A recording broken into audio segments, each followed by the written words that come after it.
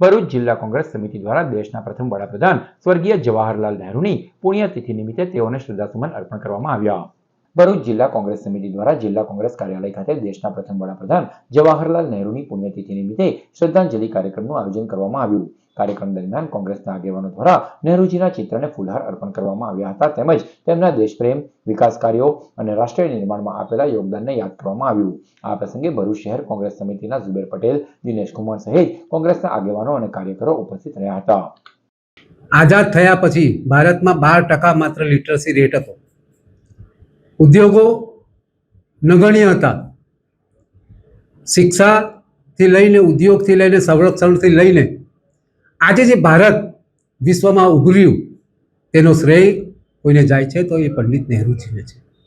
IIT, IIM, AIIMS તેમજ ઉદ્યોગો, dams, railway, road, રસ્તા સંપૂર્ણ ભારત બનાવવામાં જો કોઈકનો ફાળો હોય તો એ પંડિત નહેરુજીનો છે.